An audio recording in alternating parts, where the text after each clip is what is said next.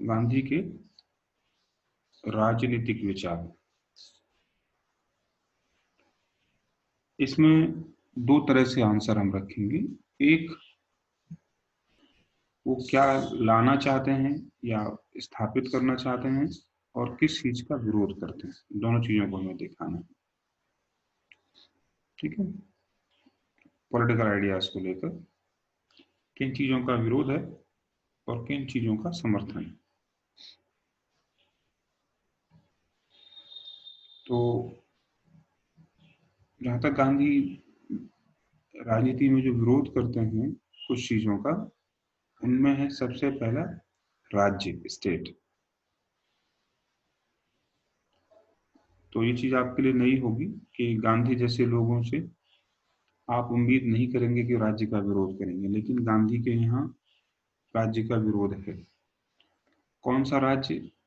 वो राज्य जो ऑर्गेनाइज हिंसा का प्रयोग करता है, संगठित हिंसा। ठीक है, संगठित हिंसा क्या होती है? जैसे पुलिस के द्वारा किसी का एनकाउंटर कर देना, हथियार बना लेना, परमाणु हथियार बना लेना, आर्मटाइजेशन यानी शस्त्रों की होड़ करना, कोई प्रोटेस्ट मूवमेंट चल रहा है उसको दबा देना। तो गांधी ऐसे राज्य का विरोध करते हैं। ठीक है, कारण क्या है कि मानते हैं कि राज्य कोई अधिकार मिल जाता है व्यवस्था, लॉ एंड ऑर्डर बनाए रखने के नाम पर, कि वो हिंसा कर सकता है। और हमें लगता भी है कि अगर कोई न्यूसेंस क्रिएट कर रहा है तो उसको हिंसा से दबा दिया जाए। लेकिन अल्टीमेटली गांधी हिंसा का विरोध किसी भी रूप में करते हैं, मन वचन कर्म से। तो ये या व्यक्ति करे या राज्य करे, इससे फर्क नहीं पड़ता। तो जो लोग राज्य का विरोध करते हैं सोसाइटी में, ऐसे लोगों को अनार्किस्ट कहा गया है, अराजकतावादी। पॉलिटिकल साइंस की भाषा में लोग क्या हैं? अनार्किस्ट हैं, अराजकतावादी होते हैं। इसलिए गांधी को अराजकतावादी कहा गया है। ठीक है, तो अब गांधी से आप पूछो कि अगर आप राज्य का विरोध करेंगे तो व्यवस्था कौन बनाएगा, फिर सेटलमेंट कौन रखेगा, लॉ एंड ऑर्डर को मेंटेन कौन करेगा? तो तब गांधी को वहां अपना आइडिया मिलता है, या वो आइडिया देते हैं कि ऑप्शन क्या है फिर। तो गांधी कहते हैं कि एक चीज और लिख लो पहले, कि गांधी को आखिर राज्य की आवश्यकता क्यों नहीं है। ठीक है, तो गांधी को राज्य की आवश्यकता इसलिए नहीं है क्योंकि वे व्यक्ति को नैतिक प्राणी मानते हैं, मोरल। ठीक है, और जो आदमी मोरल होता है, मोरालिटी जिसके अंदर होती है, नैतिक होता है, वो सेल्फ कंट्रोल्ड होता है। वो सही और गलत की पहचान कर लेता है। तो जो सही और गलत की पहचान करेगा वो गलत काम नहीं करेगा। आत्मनियंत्रित होता है, सेल्फ कंट्रोल्ड होता है, सेल्फ रेगुलेट होता है। और स्टेट क्या है? आर्टिफिशियल एजेंसी है, कृत्रिम संस्था है, जिसे मनुष्य जानबूझकर बनाता है।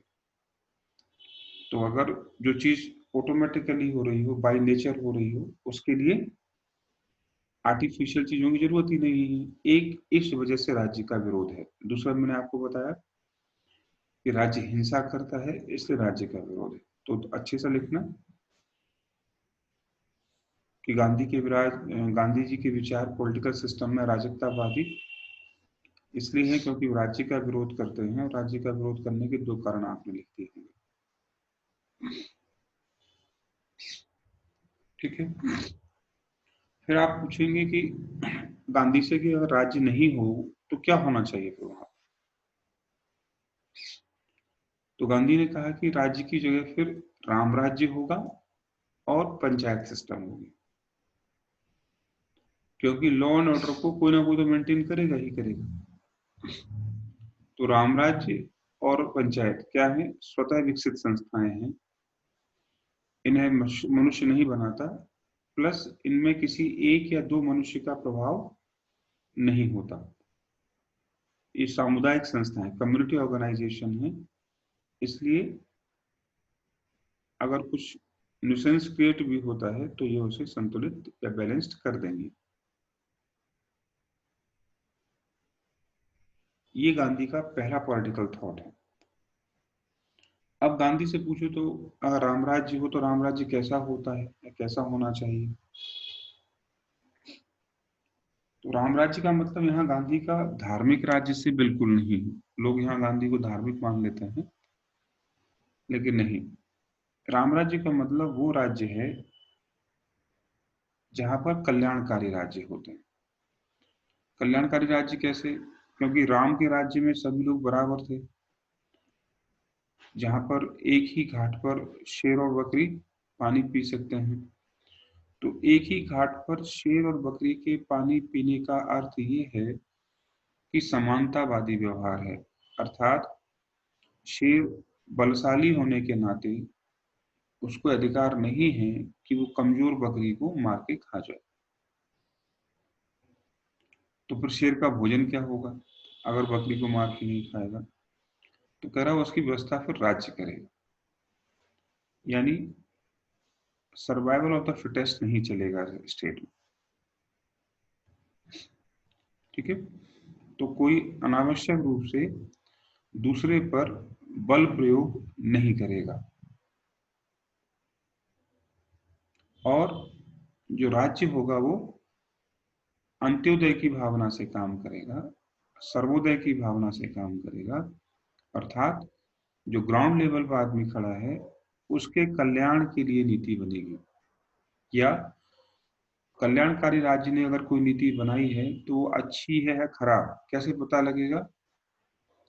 तो गांधी कहते हैं कि अंतिम पायदान पर खड़े आदमी को अगर उसका लाभ मिल रहा है तो वो राज्य और उसकी बनाई गई नीति बेहतर है। इससे तय हो जाएगा कि हाँ राज्य कल्याणकारी है। ठीक है। अब जिस समानता की बात आधुनिक राज्य कर रहा है, गांधी ने उसका भी विरोध किया। अर्थात जो पश्चिम का लिबरल आइडिया है, गांधी उसके समर्थन में नहीं है।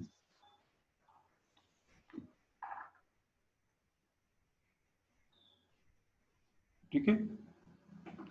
तो कौन सी समानता होनी चाहिए? गांधी से अगर आप पूछें कि आप किस समानता की बात करते हैं, तो कहते हैं कि जो पश्चिम का उदारवाद है, लिबरलिज्म है, वो भौतिक समानताओं के आधार पर समानता की बात करता है। यानी सबके पास खाने के लिए भोजन हो, सबके पास शिक्षा हो, बस यही समानता है। गांधी ने कहा नहीं, ये तो केवल भौतिक क्षेत्र में समानता हुई, इसलिए ये अधूरी है और गांधी इसको स्वीकार नहीं करेंगे। तो गांधी ने फिर यहाँ पर मानव मात्र की समानता पर बल दिया है कि जीवन के प्रत्येक क्षेत्र में मनुष्य को बराबरी मिले तो ही वो समानता की स्थापना करेंगे या समानता के विचार को मानेंगे। गांधी ने इसे ऐसी समानता को, पश्चिम की समानता को भ्रांत धारणा कहा है। भ्रांत माने मैलिशियस है, दोषी है, कंसेप्ट है। भ्रांत लक्ष्य यानी भटका हुआ लक्ष्य, डाइवर्टेड टारगेट माना है। क्यों? क्योंकि ये व्यक्ति को समाज से काट देती है। It cuts individual from the society. कैसे काट देती है वो भी समझ लो। क्योंकि ऐसी समानता अगर है जो कि भौतिक है, तो व्यक्ति केवल अपने हित की बात करेगा। सपोज करिए आप लोग ही हैं, मैं भी आपसे बार बार ये कहता हूं कि अगर सिविल सर्विसेज क्वालिफाई करना है तो आपको थोड़ा सा कम सोशल होना पड़ेगा, क्रूअल होना पड़ेगा, सेक्रीफाइसेस करने पड़ेंगे। तो सबसे पहले सेक्रीफाइसेस करोगे तो अपने आप को समस्या होगी। अगर आप बहुत सोशल हैं तो सबसे मिलने का शौक है, शादी में जाने का शौक है, शाम को छत पर पड़ोसी से बात करने का शौक है, फेसबुक पर लोगों को बताने का शौक है कि हम क्या कर रहे हैं। तो ये चीजें आपकी सोशलिज्म को दिखाते हैं, आप सोशल आदमी हैं। आप ये नहीं करेंगे या कम करेंगे तो आपका कंसंट्रेशन यूपीएससी की ओर होगा। ठीक है, तो आपको तो खराब लगेगा ही, लेकिन जो लोग आपसे जुड़े हैं उनको ज्यादा खराब लगेगा कि देखो इसका तो भाव तैयारी कर रहा है, अभी से इसके भाव बदल गए हैं। ठीक है, लेकिन आप जानते हैं कि आप ऐसा नहीं करेंगे, बस आईएएस बनने के बाद आप फिर से कैसे हो जाएंगे, सोशल हो जाएंगे, है ना। दूसरा एग्जाम्पल, आईएएस क्वालिफाई करने के लिए हमें एथिक्स पढ़ना पड़ता है, निबंध पढ़ने पड़ते हैं, टीचर की हेल्प चाहिए होती है, एक्सपर्ट लोगों से आप मिलते हैं। जबकि सच तो ये है कि एथिक्स और निबंध ऐसे क्षेत्र हैं जीवन के जो पढ़ाए नहीं जा सकते। वो तो क्या होने चाहिए, जीवन के अनुभव से विकसित होते हैं। तो सोचिए कि यूपीएससी क्वालिफाई करने के लिए एथिक्स पढ़नी पड़ रही है, जो कि सामान्य जीवन का क्षेत्र होना चाहिए था, लेकिन हमें पढ़ना पड़ा। इसका मतलब वो आदमी सोशल नहीं है, अगर वो एथिक्स को क्लास से पढ़ के लिखना चाहता है। पॉइंट ये है कि यूपीएससी प्राप्त करके भी आप क्या करना चाहते हैं, भौतिक रूप से सफल होना चाहते हैं। आपने कीमत क्या चुकाई, समाज, आप समाज से कट जाएंगे। आईएएस जब बन जाएंगे तो आम आदमी से आप मिलेंगे नहीं। क्यों नहीं मिलेंगे, क्योंकि आप आईएएस हैं, सिविल सर्वेंट हैं, आपको डेकोरम मेंटेन करना है। ठीक है ना। तो अगर आप लोगों से कट जाते हैं किसी भी कारण से, बनने के समय और बनने के बाद, तो ये सॉरी ऐसी समानता है जो समाज से आपको काट देगी। ठीक है, तो पश्चिम की जो समानता और स्वतंत्रता है, गांधी को पसंद नहीं है, या गांधी की समझ से बाहर की चीज है। यहाँ कोई डाउट हो तो पूछ लेना। क्यों, क्योंकि पहला आइडिया तो मैंने आपको समानता का दिया, दूसरा आइडिया स्वतंत्रता का है। गांधी वेस्टर्न फ्रीडम को भी एब्सोलूट कहते हैं कि ये तो एब्सोलूट है। एब्सोलूट का सेंस देखना क्या है यहाँ कि एक व्यक्ति कहता है समाज में रहते हुए कि मैं तो इंडिपेंडेंट हूं और मुझे मौलिक अधिकार मिले हुए हैं, मैं जो चाहे सो कर सकता हूं, अगर मौलिक अधिकार मिले हैं तो, है ना। जैसे बोलने का अधिकार है, तो एज ए इंडिविजुअल आपको बोलने का अधिकार है, राइट टू स्पीक सबके सबके पास है। लेकिन क्या आप किसी को गाली दे सकते हैं, नहीं। लेकिन गांधी कहते हैं कि पश्चिम की इस लिबर्टी की समस्या है कि लोगों को ये एब्सोलूट इंडिपेंडेंट कर देती है। और गांधी कहते हैं कि एब्सोलूट इंडिपेंडेंस, निरपेक्ष स्वतंत्रता खतरनाक होती है। निरपेक्ष स्वतंत्रता का अर्थ होता है कि आपको अपने अधिकार इतने ज्यादा प्राप्त हैं कि आपको दूसरे की चिंता नहीं, है ना। जैसे लेस्बियन और गे रिलेशन वाले लोग हैं, भले ही सुप्रीम कोर्ट ने उनको आजादी दे दी है कि वो शादी कर सकते हैं, साथ रह सकते हैं, लेकिन क्या सुप्रीम कोर्ट ने इसे सोचा कि इससे समाज पर क्या फर्क पड़ेगा। सुप्रीम कोर्ट ने डिसीजन किस बेस पर दिया, केवल उसका संवैधानिक अधिकार है। लेकिन सुप्रीम कोर्ट और वो लोग भूल गए वहां पर कि संविधान में समाज के सापेक्ष अधिकार दिए गए, समाज से अलग हटके अधिकार किसी को नहीं मिला। लेकिन उदारवाद ये कहता है कि कोई भी चीज अच्छी या बुरी तब है जब वो व्यक्ति के लाभ के लिए है। अगर व्यक्ति को लाभ नहीं मिल रहा है तो वो चीज अच्छी नहीं है।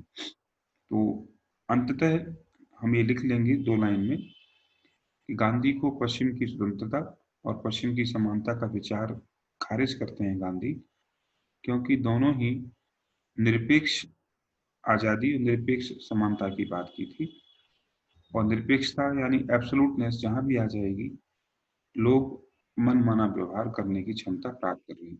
और गांधी कहते हैं कि अगर मनमाना व्यवहार करेंगे आप अधिकारों के नाम पर, तो कर्तव्य का पालन कौन करेगा? ठीक है। इसलिए गांधी ने पश्चिम के डेमोक्रेटिक मॉडल को भारत में खारिज कर दिया। इसलिए उन्होंने कहा था कि भारत अभी लोकतंत्र के लिए तैयार नहीं है आजादी के बाद। अभी हमें कुछ समय तक लोकतंत्र के लिए ट्रेनिंग देनी चाहिए लोगों को। अधिकार क्या होते हैं तब अच्छे लगते हैं जब दायित्वों का, राइट्स की जगह ड्यूटी का पता हो। ठीक है। पहला कारण, पहला विचार। दूसरा, उन्होंने ब्रिटिश पार्लियामेंट को बांझ तक कह दिया, वैश्या तक कह दिया। दोनों चीजें ही डेमोक्रेसी पर या संसद पर चोट करती हैं। ठीक। वैश्या कैसे कहा? कि वहां वही 50+1, यानी जिसके पास 51% है, वो अनैतिक चीज को भी नैतिक बनाकर लागू कर देता है। ठीक है। दूसरा, संसद में जो लोग डोमिनेट करते हैं वो पूंजीपति हैं। खुद ब्रिटेन की महारानी का पैसा कहाँ लगा था? कंपनी में लगा हुआ है। तो जाहिर सी बात है कि ब्रिटिश की महारानी संसद कौन सा कानून बनाएगी जो व्यापारियों के लाभ के लिए होगा? तो संसद व्यापार का काम करती है, जो कि संसद से उम्मीद नहीं होनी चाहिए। ठीक है। बांझ क्यों कहा? क्योंकि नॉन प्रोडक्टिव है। और हम देखते हैं कि संसद जिस तरह से कार्यवाही बाधित होती है, वो चीज संसद को नॉन प्रोडक्टिव बना देती है। ये केवल दिमागी और जुबानी खर्च के अलावा वहां कुछ नहीं होता। लेकिन इसका मतलब ये नहीं कि गांधी लोकतंत्र के विरोधी हैं। गांधी पंचायत वाले लोकतंत्र के समर्थक हैं, ना कि संसद वाले लोकतंत्र के लिए समर्थक। यहाँ तक ठीक है?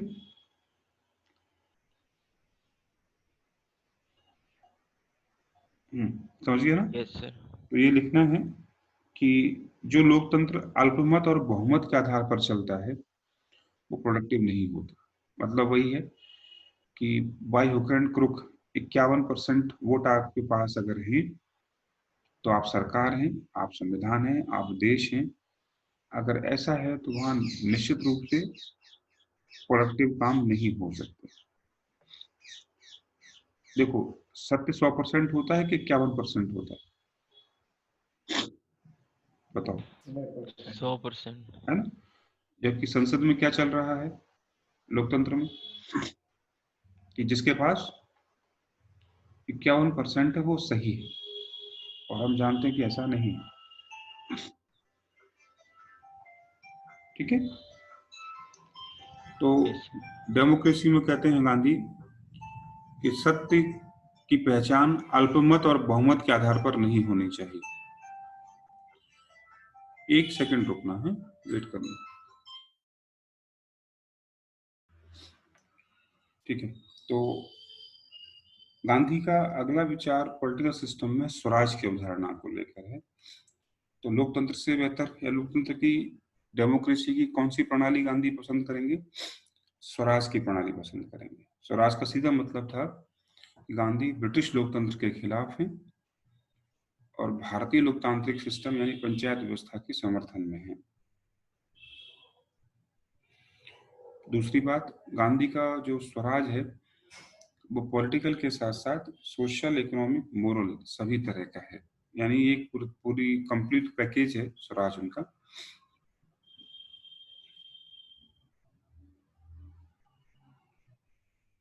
ठीक है। गांधी ने स्वराज की तुलना एक स्क्वायर से की थी, वर्ग से। और आप जानते हो कि एक स्क्वायर की चारों दिशाएं, चारों भुजाएं कैसी होती हैं? आर्म्स इक्वल होती हैं। और उसमें 4 डायमेंशन है। 4 डायमेंशन का मतलब सोशो, इकोनॉमिक, पॉलिटिकल और मोरल। तो स्वराज तब आएगा जब इस तरह की चारों भुजाएं होंगी और चारों भुजाएं बराबर लेवल की होनी चाहिए।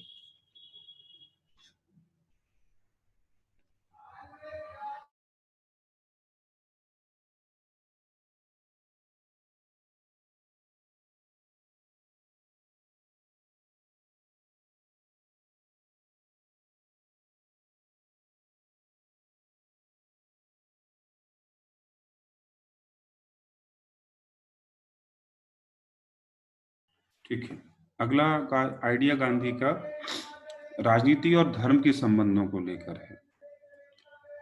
तो गांधी ने कहा था कि धर्म विहीन राजनीति वेश्या है। जबकि हम क्या मानते हैं, राजनीति और धर्म को अलग अलग होना चाहिए। गांधी कहते हैं कि नहीं, दोनों को साथ साथ चलना चाहिए। ठीक है ना।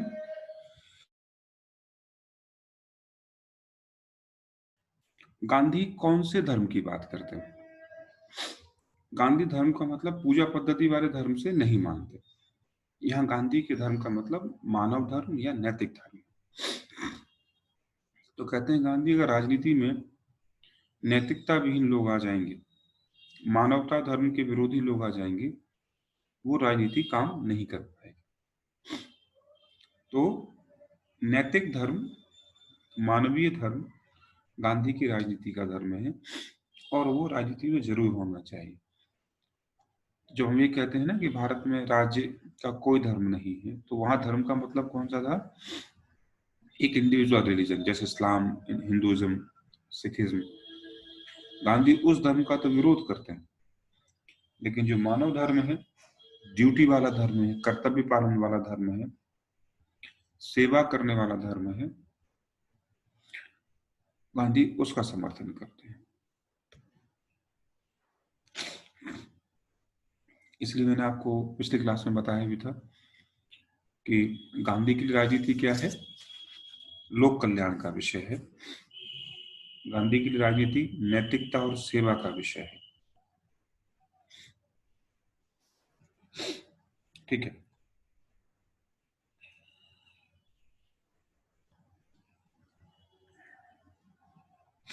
गांधी ने राजनीति में एक विचार और दिया और कहा कि कोई भी राजनीति अगर आम जनता से जुड़ी हुई नहीं है, अर्थात दो चीजें ध्यान रखनी है। एक, आम जनता का उसमें पार्टिसिपेशन है या नहीं, ये देखना चाहिए। और दूसरा, कि वो राजनीति आम जनता के लाभ के लिए है या नहीं। ठीक है। तो यही गांधी की सफलता का कारण था। आप जानते हैं कांग्रेस में आरंभिक सफलता क्यों नहीं मिली? क्योंकि वहां आम आदमी गायब है। क्योंकि वो मानते थे कि आम आदमी को पता ही नहीं है, हम उन्हें बताएंगे। तो गांधी से पहले के लोग जनता को क्या बताना चाहते हैं कि ये लोकतंत्र है, ये संसद है, ये विधायिका है, ये कार्यपालिका है, ये वायसराय है।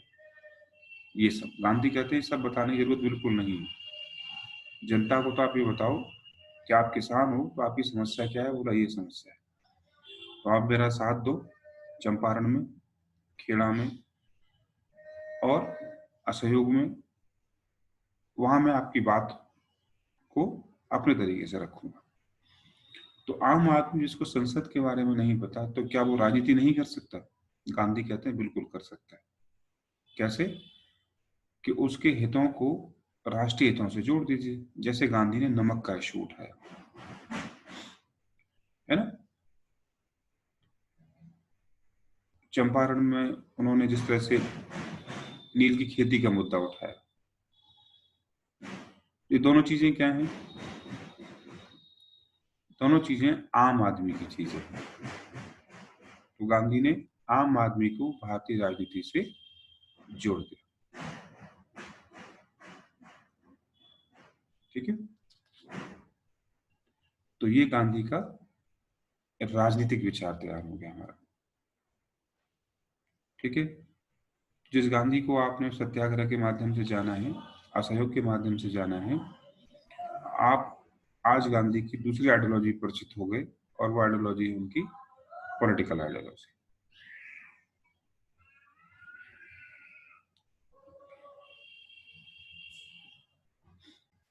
तो गांधी के आर्थिक आइडिया में फिर वही चीज करेंगे कि किन चीजों का विरोध है और किन चीजों का समर्थन है और क्यों ऐसा है, बस इन चीज पर ध्यान देनी है आपको। तो गांधी का जो विरोध है आधुनिक अर्थव्यवस्था में या औद्योगिकरण की अर्थव्यवस्था में या पूंजीवादी अर्थव्यवस्था में, वो विरोध है बड़ी बड़ी मशीनों का, इंडस्ट्रियलाइजेशन का। कौन सा इंडस्ट्रियलाइजेशन? जो मशीन पर बेस्ड है, मशीनों पर आधारित औद्योगिकरण का गांधी विरोध करते हैं। तो उसके बदले में क्या देते हैं? उसके बदले में गांधी स्मॉल और कॉटेज इंडस्ट्री पर बहुत बल देते हैं कि लघु और कुटीर उद्योगों को बढ़ावा देना चाहिए। ठीक है, इससे क्या होगा? जो लोकल क्राफ्टमैन है, लोकल आर्टिसंस है, जो हस्तशिल्प है, उसका विकास हो। ठीक है, गांधी मानते हैं कि बड़ी मशीनें क्या करती हैं? बड़ी मात्रा में लेबर को अनएम्प्लॉयड कर देती हैं। जरा सी बात है ना, कि अगर बड़ी मशीन लगेगी तो हजारों लोग, सैकड़ों लोग बेरोजगार हो जाते हैं। और गांधी कहते हैं कि भारत में तो लेबर बहुत ज्यादा है, तो अगर हम बड़ी मशीन लगा देंगे तो क्या होगा? वो सभी लोग बेरोजगार हो जाएंगे। इसलिए गांधी के यहाँ हैवी इंडस्ट्रियलाइजेशन का विरोध है। और क्यों कारण है? तो इसी को लिखें कि बड़ी मशीनें बेरोजगारी फैलाती हैं, बड़ी मशीनें प्रदूषण फैलाती हैं, और अंततः बड़ी मशीन अलगाव पैदा करती हैं। है ना, ये नया आइडिया है गांधी का। एलिनेशन पैदा करती हैं, अलगाव का मतलब एलिनेशन पैदा करती हैं। एलिनेशन इसलिए पैदा करती हैं क्योंकि, अच्छे समझना, मशीन चलाने के लिए क्या चाहिए? स्पेशलाइज्ड नॉलेज, विशेषीकृत ज्ञान। और गांधी कहते हैं जो आदमी विशेषज्ञ होता है वो ईगोइस्टिक हो जाता है। ईगोइस्टिक का मतलब घमंडी नहीं, ईगोइस्टिक का मतलब सेल्फ सेंट्रिक हो जाता है, क्योंकि वो मानता है कि जो उसे आता है वो दूसरों को तो आता ही नहीं, या जो उसे आता है वो बहुत कम को आता है, तो वो स्पेशलाइज्ड है, वो सुपीरियर है, वो बाकियों से अलग है। ठीक है, और इससे क्या होगा? वो समानता, जो इक्वलिटी का भाव है, उसको छोड़ बैठेगा या दूसरों को अपने अंडर समझेगा। तो हैवी इंडस्ट्रियलाइजेशन का विरोध गांधी ने इस वजह से भी किया है कि वो इसको अनह्यूमन कंडीशन, इनह्यूमन कंडीशन मानते हैं। अन्यथा अर्थात ये आदमी को दूसरों से काट देता है, अलग कर देता है, अलगाव कर देता है।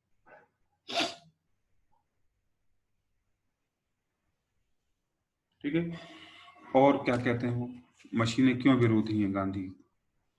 तो कहते हैं कि आधुनिक मशीनों ने आधुनिक सभ्यता के दोषों को एक स्थान से दूसरे स्थान पर पहुंचाया है। मशीनों के कारण ही क्या हुआ है? यूरोप की जो सिविलाइजेशन है, मॉडर्न सिविलाइजेशन है, जो कि सही नहीं है, वो भारत में मशीनों के द्वारा ही लाई गई है। तो वहां की कमियां भारत में भी अब पैदा होने लगी हैं।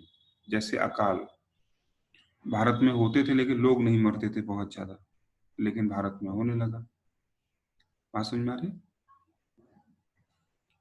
भारत में बेरोजगारी नहीं होती थी, इन मशीन से बेरोजगारी आ गई। भारत में वर्ग संघर्ष नहीं होते थे, वर्ग संघर्ष आ गए।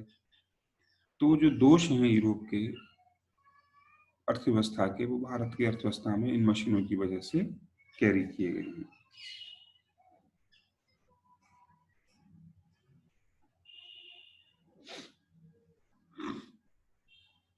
ठीक है, लास्ट, गांधी कहते हैं कि जब मशीन आ जाती है तो हम अपनी क्रिएटिविटी को कम कर लेते हैं। एग्जाम्पल के लिए, आपको पहले फोन नंबर बहुत याद रहते होंगे। आज के डेट में आपको कितने नंबर याद है फोन के, मोबाइल नंबर? क्यों? क्योंकि हम हर चीज को कहाँ सेव कर ले रहे हैं? मोबाइल के अंदर ही। और जिस मोबाइल में सेव कर रहे हैं वही नंबर हमें याद नहीं होता कई बार। सपोज करो आपके पास दो तीन नंबर हैं, तो जो तीसरा नंबर है उससे आपको ढंग से याद नहीं होगा, उसको याद करने के लिए आपको मोबाइल खोलना पड़ता। जबकि पहले हमारे दिमाग में कम से कम 100-150 नंबर ऐसे याद होते थे। तो इसका मतलब ये है कि हमारे अंदर की क्रिएटिविटी किसने मार दी? मशीन ने, मोबाइल नामक मशीन ने हमारी क्रिएटिविटी को, हमारी मेमोरी पावर को खत्म कर दिया। आज मेमोरी दिमाग में नहीं होती, आज मेमोरी पेन ड्राइव में होती है, हार्ड ड्राइव में होती है। तो हमें पता भी नहीं लगा कि मशीन ने कब हमारे ब्रेन की ताकत को कम कर दिया। इसलिए गांधी मशीनों का विरोध कर रहा है। बात समझ में आ रही? तो मनुष्य की क्षमताएं कम हो जाती हैं अगर मशीन डेवलप होती है तो।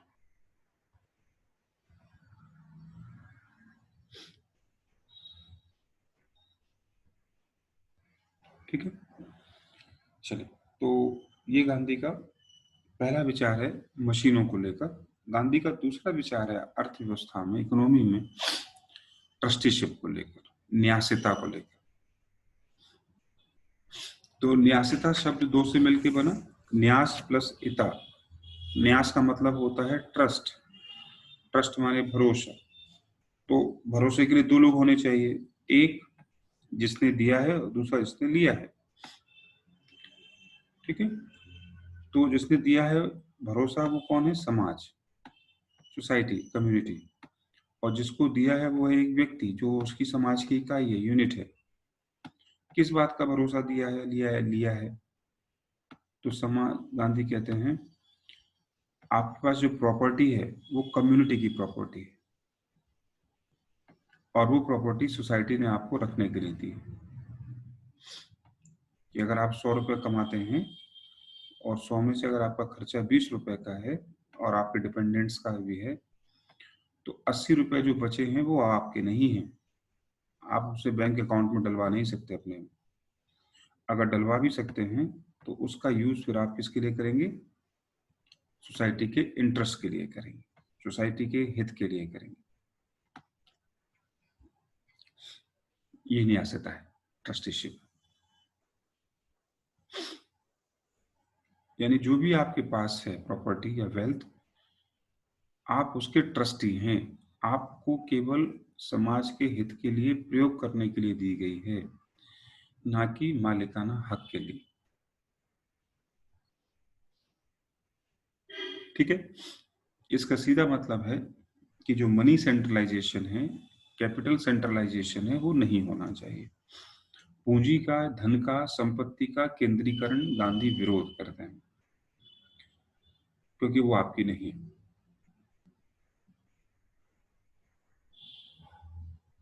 ठीक है,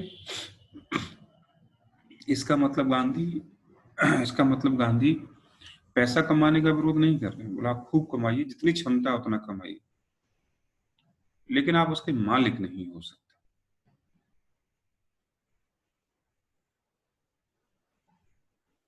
ठीक है, तो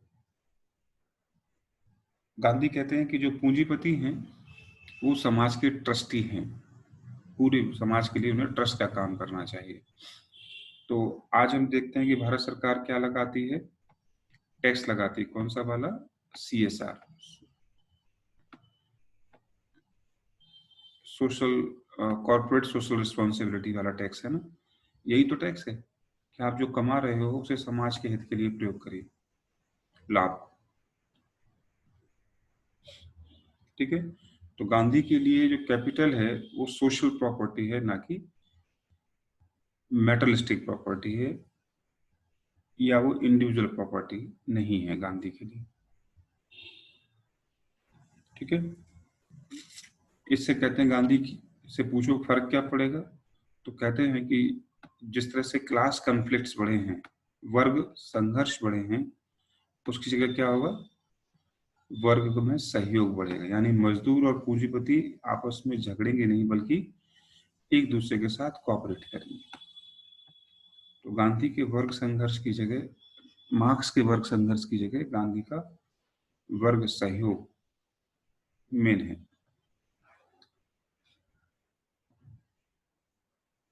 ठीक है, गांधी ने इकोनॉमिक्स में लास्ट सिद्धांत मैंने आपको पिछली बार बताया था, ब्रीड लेबर थ्योरी या ब्रेड लेबर थ्योरी।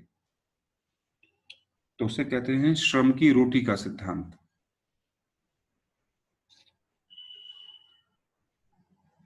क्या मतलब होता है इसका? गांधी कहते हैं कि कोई भी व्यक्ति कितना भी बड़ा पावरफुल क्यों ना हो, राजा ही क्यों ना हो, उसे भी रोटी कमाने के लिए लेबर करनी चाहिए। बिना लेबर करके अगर आप रोटी खाते हैं तो ये नैतिक रूप से गलत है, चाहे वो राजा हो, आम आदमी हो, मजदूर हो। ठीक है? तो राजा है इसका मतलब आप ये नहीं है कि आप सब कुछ ऐश आराम करेंगे। आप सब करेंगे, लेकिन आपको भोजन अपनी मेहनत से लेना चाहिए। आप हर्ष को जानते हो, हर्षवर्धन याद है ना? इतना बड़ा राजा था, लेकिन हर 5वें साल अपनी प्रॉपर्टी दान करता था प्रयाग में। अपनी का मतलब जो उसे वेतन के रूप में मिलती थी, राज्य की संपत्ति को नहीं।